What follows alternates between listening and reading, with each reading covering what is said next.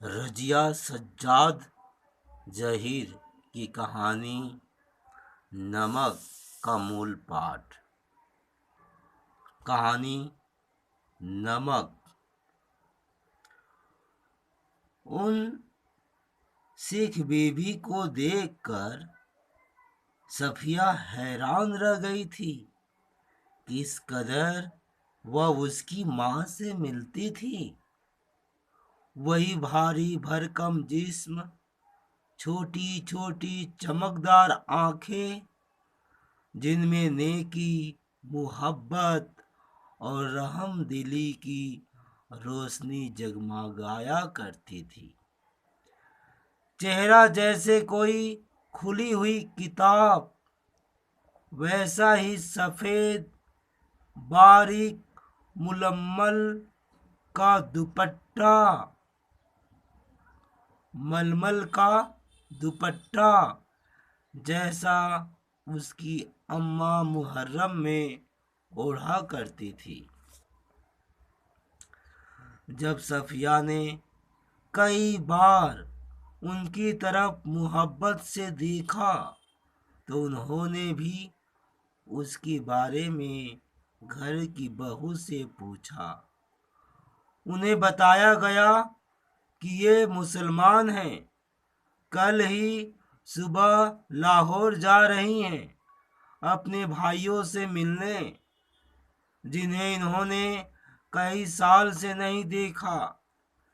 लाहौर का नाम सुनकर वे उठकर सफिया के पास आ बैठी और उसे बताने लगी कि उनका लाहौर कितना प्यारा शहर है, वहाँ के लोग कैसे खूबसूरत होते हैं, उम्दा खाने और नफीस कपड़ों के शौकीन, सैर सपाटे के रसिया, जिंदा दिली की तस्वीर।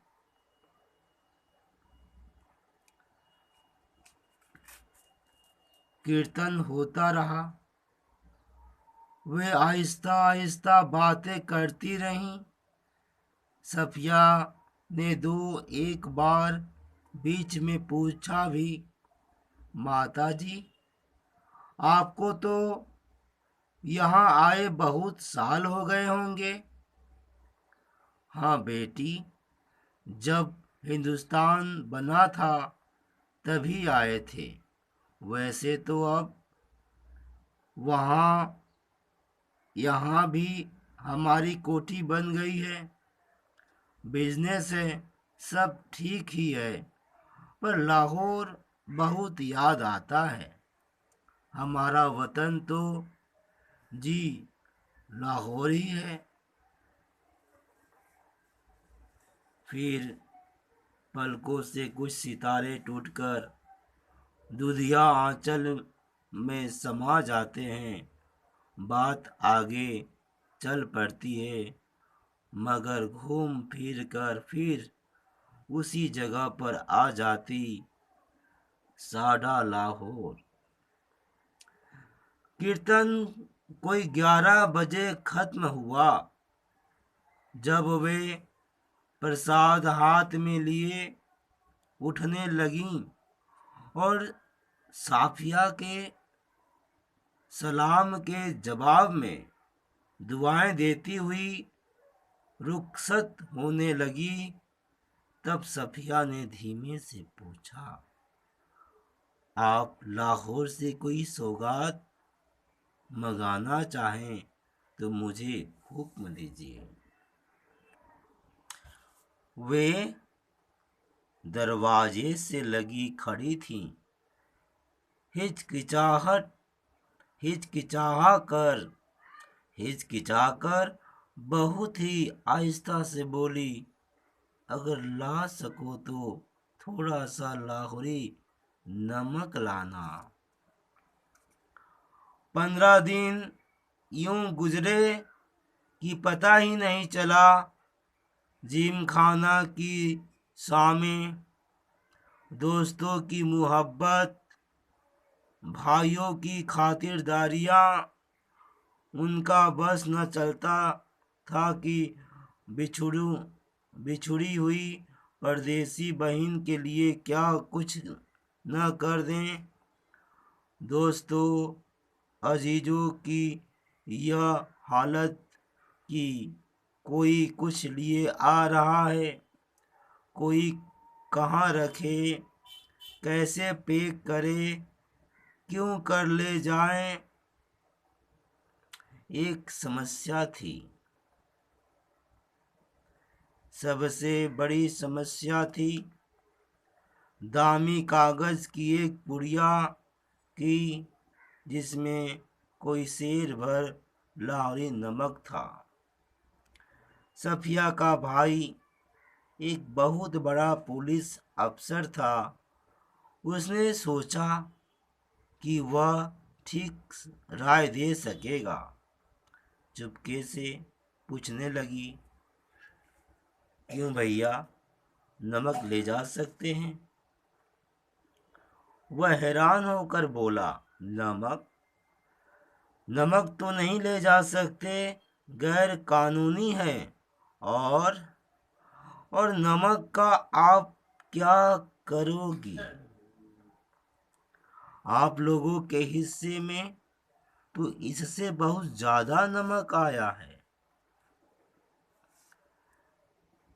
वह झुंझला गई।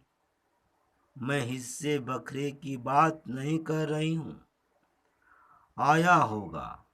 मुझे तो लाहौर का नमक चाहिए। मेरी माँ ने यही मंगवाया है। भाई की समझ में कुछ नहीं आया। माँ का क्यों जिक्र था? वे तो बंटवारे से पहले ही मर चुकी थी। जरा नरमी से समझाने के अंदाज में बोला, देखिए बाजी, आपको कस्टम से गुजरना होगा, और अगर एक भी चीज ऐसी वैसी निकल आई तो आपके सामान की चिंदी चिंदी बिखेर देंगे कस्टम वाले। कानून जो। वह बिगड़कर बोली, निकल आने का क्या मतलब है? मैं क्या चोरी से ले जाऊंगी, छुपा के ले जाऊंगी? मैं तो दिखा के, जता के ले जाऊंगी। भाई, यह तो आप बहुत ही गलत बात करेंगी। कानून?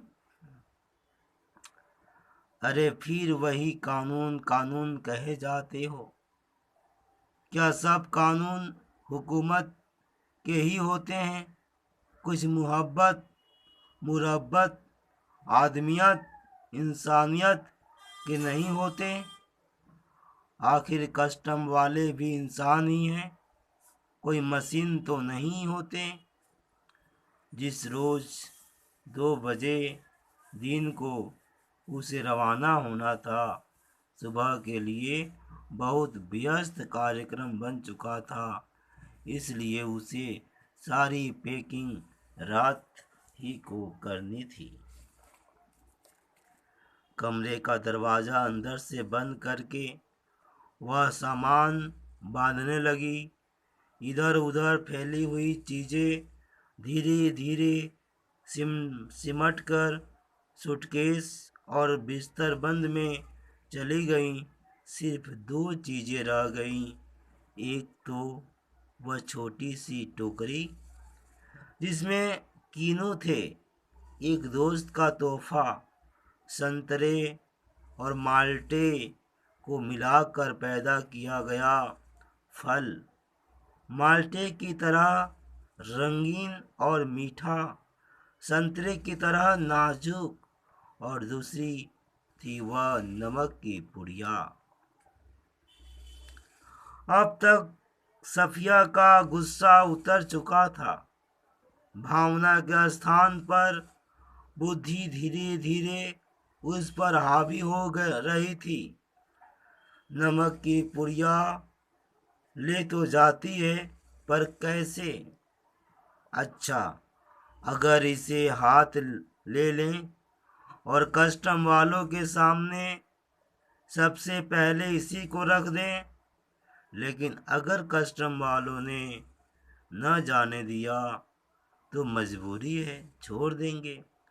लेकिन फिर उस वायदे का क्या होगा जो हमने अपनी माँ से किया था? हम अपने को सैयद कहते हैं, फिर वायदा करके झुटलाने के क्या मायने? जान देकर भी वायदा पूरा करना होगा, मगर कैसे? अच्छा, अगर इसे किनुओं की टोकरी में सबसे नीचे रख लिया जाए तो इतने किनुओं के ढेर में भला कौन इसे देखेगा? और अगर देख लिया? नहीं जी, फलों की टोकरियां तो आते वक्त भी किसी की नहीं देखी जा रही थी। उधर से केले, इधर से कीनू, सभी ला रहे थे, ले जा रहे थे। यही ठीक है, फिर देखा जाएगा। उसने कीनू कालीन पर उलट दिए, टोकरी खाली की और नमक की पुड़िया उठाकर टोकरी की तह में रख दी। एक बार झांक कर उसने पुड़िया को देखा और उसे ऐसा महसूस हुआ मानो उसने अपनी किसी प्यारे को कब्र की गहराई में उतार दिया हो। कुछ देर उकड़ू बैठी वह पुड़िया को ताकती रही और उन कहानियों को याद करती रही जिन्हें वह अपने बचपन में अम्मा से सुना करती थी, जिनमें शहजादा अपनी रान चीरकर हीरा छिपा लेता था और देवों, खौफनाक भूतों तथा राक्षसों के सामने से होता हुआ सरहदों से गुजर जाता था। इस माने में ऐसी कोई तरकीब नहीं हो सकती थी, वरना वह अपना दिल चीरकर उसमें वह नमक छिपा लेती। उसने एक आह भरी, फिर वह किनुओं को एक एक करके टोकरी में रखने लगी, पुड़िया के इधर उधर, आस पास, फिर ऊपर, यहाँ तक कि वह बिल्कुल छिप गई। आश्वस्त होकर उसने हाथ जोड़े, सूटकेस पलंग के नीचे खिसकाया, टोकरी उठाकर पलंग के सिरहाने रखी और उठकर दोहर ओढ़ ली। रात को तकरीबन 1:30 बजे थे। मार्च की सुहानी हवा खिड़की की जाली से आ रही थी। बाहर चांदनी साफ और ठंडी थी। खिड़की के करीब लगा चंपा का एक घना खत सामने की दीवार पर पत्तियों के अक्स लहका रहा था। कभी किसी तरह दरख्त से किसी की दबी हुई खांसी की आहट, दूर से किसी कुत्ते के भौंकने या रोने की आवाज, चौकीदार की सीटी, और फिर सन्नाटा। यह पाकिस्तान था। यहाँ उसके 3 सगे भाई थे, बेशुमार चाहने वाले दोस्त थे, बाप की कब्र थी, नन्हे नन्हे भतीजे भतीजियाँ थी जो उससे बड़ी मासूमियत से पूछते, फूफी जान, आप हिंदुस्तान में क्यों रहती हैं, जहाँ हम लोग नहीं आ सकते? उन सब के और सफिया के बीच में एक सरहद थी और बहुत ही नोकदार लोहे की छड़ों का जंगला जो कस्टम कहलाता था। कल वह लाहौर से चली जाएगी। हो सकता है साल भर बाद फिर आए। 1 साल से पहले तो वह आ भी नहीं सकती थी, और यह भी हो सकता था कि अब कभी ना आ सके। उसकी आंखें आहिस्ता आहिस्ता बंद होने लगी। फिर उसे एक सफेद दुपट्टे का दुधिया आंचल लहराता दिखाई देने लगा, जिस पर यहाँ वहाँ सितारे झिलमिला रहे थे। हमें वहाँ से आए तो बहुत दिन हो गए। वहाँ हमारी कोठरी भी है, बिजनेस भी। हम यहाँ बस भी गए हैं, पर हमारा वतन तो जी लाहौर ही है। फिर दिखा इकबाल का मकबरा, लाहौर का किला। किले के पीछे डूबते हुए सूरज की नारंगी किरणें, आसपास से फैलता उभरता अंधेरा।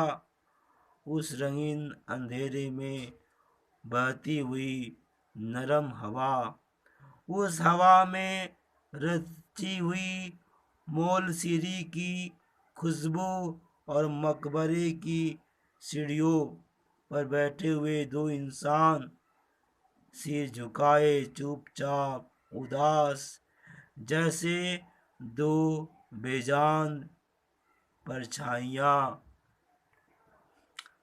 तो तुम कल चली जाओगी? हाँ। अब कब आओगी? मालूम नहीं। शायद अगले साल, शायद कभी नहीं। अचानक उसकी आंखें खुल गई। शायद उसने मकबरे की सीढ़ियों के नीचे लगी दूब से एक पत्ती तोड़ी थी, जिस पर ठंडी ओस जमनी शुरू हो गई थी। हुआ यह था कि नींद में करवट लेते हुए उसका हाथ किनुओं से लाबालब भरी टोकरी पर जा पड़ा था। रसीले ठंडे किनु, जिनको देते वक्त उसके दोस्त ने कहा था, यह हिंदुस्तान पाकिस्तान की एकता का मेवा है। सफिया फर्स्ट क्लास के वेटिंग रूम में बैठी थी। दिल्ली तक का किराया उसके भाई ने दिया था। वह हाथ में टिकट दबाए वेटिंग रूम के बाहर प्लेटफॉर्म पर टहल रहा था। वह अंदर बैठी चाय की प्याली हाथ में लिए किनुओं की टोकरी पर निगाहें जमाए यह सोच रही थी कि आसपास इधर उधर इतने लोग हैं, लेकिन सिर्फ वही जानती है कि टोकरी की तह में किनुओं के नीचे नमक की पुड़िया है। जब उसका सामान कस्टम पर जांच के लिए बाहर निकाला जाने लगा, तो उसे झिरझिरी सी आई, और एकदम से उसने फैसला किया कि मोहब्बत का यह तोहफा चोरी से नहीं जाएगा। नमक कस्टम वालों को दिखाएगी वह। उसने जल्दी से पुड़िया निकाली और हैंड बैग में रख ली, जिसमें उसके पैसे का पर्स और पासपोर्ट आदि थे। जब सामान कस्टम से होकर रेल की तरफ चला, तो वह एक कस्टम अफसर की तरफ बढ़ी। ज़्यादातर मेजें खाली हो चुकी थी। एक दो पर इक्का दुक्का सामान रखा था। वहीं एक साहब खड़े थे, लंबा कद, दुबला पतला जिस्म, खिचड़ी बाल, आंखों पर ऐनक। वे कस्टम अफसर की वर्दी पहने तो थे, मगर उन पर वह कुछ जंच नहीं रही थी। सफिया कुछ हिचकिचा कर बोली, मैं आपसे कुछ पूछना चाहती हूँ। उन्होंने नजर भर कर उसे गौर से देखा। बोले, फरमाइए। उनके लहजे ने सफिया की हिम्मत बढ़ा दी। आप आप कहाँ के रहने वाले हैं? उन्होंने कुछ हैरान होकर उसे फिर गौर से देखा। मेरा वतन दिल्ली है। आप भी तो हमारी ही तरफ की मालूम होती हैं। अपने अजीजों से मिलने आई होंगी। जी हाँ, मैं लखनऊ की हूँ। अपने भाइयों से मिलने आई थी। वे लोग इधर आ गए हैं। आपको आपको भी तो शायद इधर आए। जी, जब पाकिस्तान बना था तभी आए थे, मगर हमारा वतन तो दिल्ली ही है। सफिया ने हैंडबैग मेज पर रख दिया और नमक की पुड़िया निकालकर उनके सामने रख दी और फिर आहिस्ता आहिस्ता रुक रुक कर उनको सब कुछ बता दिया।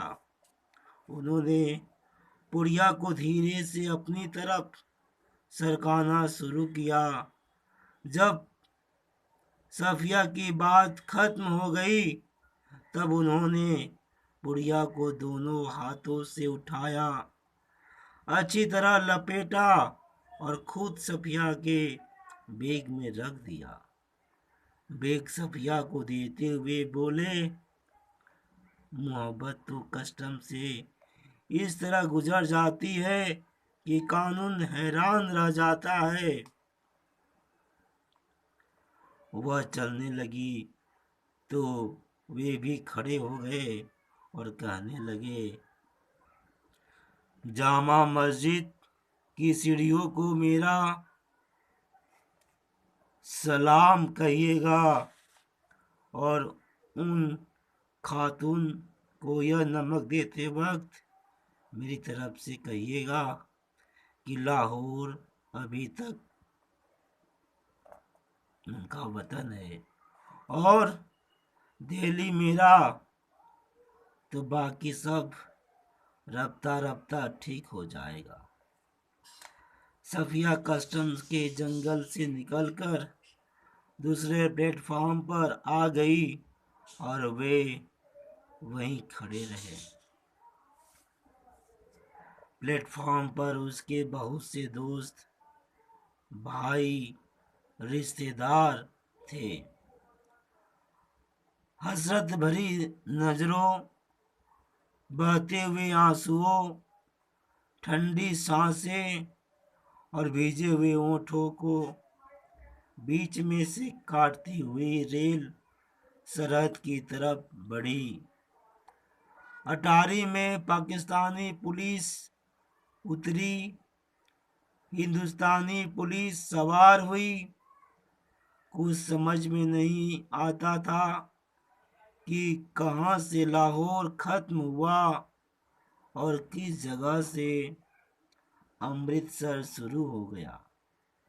एक जमीन थी, एक जुबान थी, एक सी सूरतें और लिबास, एक सा लबो लहजा और अंदाज थे। गालियाँ भी एक ही सी थी, जिनसे दोनों बड़े प्यार से एक दूसरे को नवाज रहे थे। बस मुश्किल सिर्फ इतनी थी कि भरी हुई बंदूकें दोनों के हाथों में थी। अमृतसर में कस्टम वाले फर्स्ट क्लास वालों के सामान की जांच उनके डिब्बे के सामने ही कर रहे थे। सफिया का सारा सामान देखा जा चुका तो वह उन नौजवान कस्टम अफसर की ओर बढ़ी जो बातचीत और सूरत से बंगाली लगते थे। देखिए, मेरे पास नमक है थोड़ा सा। फिर उसने हैंडबैग खोला और वह पुड़िया उनकी तरफ बढ़ाते हुए अटकते, झिझकते, हिचकिचाते हुए उनको सब कुछ कहा सुनाया। उन्होंने सिर झुका लिया था, सुनते रहे, बीच बीच में सिर उठाते, गौर से उसे देखते, फिर सुनने लगते। बात पूरी हो गई तो उन्होंने एक बार फिर सफिया को ऊपर से नीचे तक देखा। धीरे से बोले, इधर आइए जरा। चलते चलते उन्होंने एक दूसरे से कहा, इनके सामान का ध्यान रखिएगा। प्लेटफॉर्म के सिरे पर एक कमरा था। वे उसके अंदर घुसे। सफिया दाखिल होते हिचकिचाई। वे मुस्कुरा कर बोले, आइए आइए ना। जेब से रुमाल निकालकर उन्होंने कुर्सी को झाड़ा और बोले, बैठिए। सफिया ने पुड़िया और बैग को मेज पर रख दिया। बाहर की तरफ झांक कर उन्होंने एक पुलिस वाले को इशारा किया। सफिया के पैर तले की जमीन खिसकने लगी। अब क्या होगा? दो चाय लाओ, दो चाय लाओ, अच्छी वाली। पुलिस वाला सफिया को घूरता हुआ चला गया। फिर उन्होंने मेज की दराज खींची और उसमें अंदर दूर तक हाथ डालकर एक किताब निकाली। किताब को सफिया के सामने रखकर उन्होंने पहला सफ़ा खोल दिया। बाईं ओर नजरुल इस्लाम की तस्वीरें थी और टाइटल वाले सफ़े पर अंग्रेजी के कुछ धुंधले शब्द थे। शमसुल इस्लाम की तरफ से सुनील दास गुप्त को प्यार के साथ, ढाका 1946। तो आप क्या ईस्ट बंगाल के हैं? हाँ, मेरा वतन ढाका है, उन्होंने बड़े फख्र से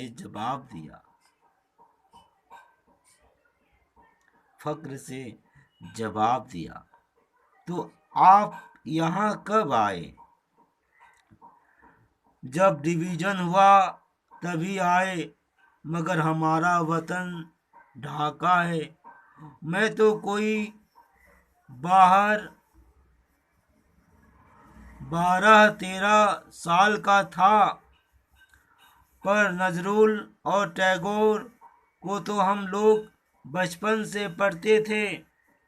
जिस दिन हम यहाँ आ रहे थे उसके ठीक 1 वर्ष पहले मेरे सबसे पुराने, सबसे प्यारे बचपन के दोस्त ने मुझे यह किताब दी थी। उस दिन मेरी सालगिरह थी।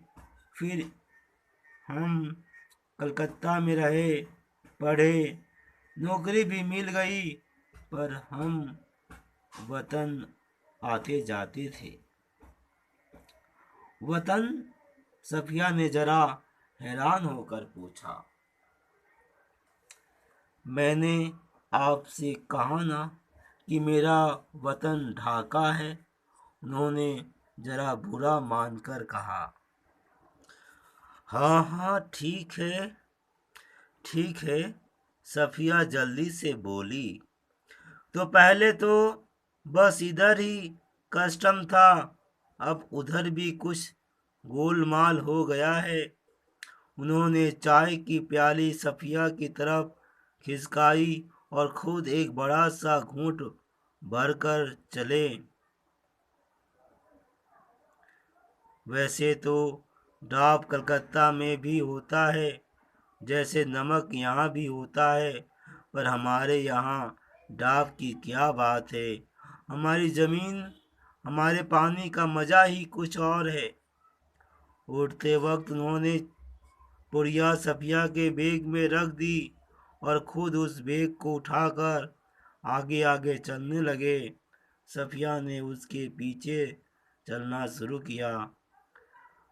जब सफिया अमृतसर के पुल पर चढ़ रही थी, तब पुल की सबसे निचली सीढ़ी के पास वे सिर झुकाए चुपचाप खड़े थे। सफिया सोचती जा रही थी कि किसका वतन कहाँ है, वह कस्टम के इस तरफ है या उस तरफ। इस तरह रजिया सज्जाद जहीर की कहानी नमक पूरा हुआ। रजिया सज्जाद जहीर की नमक शीर्षक कहानी भारत पाक विभाजन के बाद सरहद के दोनों तरफ के विस्थापित पुनर्वासित जनों के दिलों की टटोलती एक मार्मिक कहानी है। दिलों को टटोलने की इस कोशिश में अपने पराए देश प्रदेश की कई प्रचलित धारणाओं पर सवाल खड़े किए गए हैं। विस्थापित होकर आई सिख बीबी आज भी लाहौर को ही अपना वतन मानती है और सौगात के तौर पर वहाँ का नमक लाए जाने की फरमाइश करती है। एक अनचाही अप्रीतिकर बाहरी बाध्यता ने उन्हें अपने जन्म स्थानों से विस्थापित तो कर दिया है, पर वह उनके दिलों पर कब्जा नहीं कर पाई है। नमक जैसी छोटी सी चीज का सफर पहचान के इस हार्दिक पहलू को परत दर परत उघाड़ देता है। यह हार्दिक पहलू जब तक सरहद के आर पार जीवित है, तब तक यह उम्मीद की जा सकती है कि राजनीतिक सरहदें एक दिन बेमानी हो जाएगी।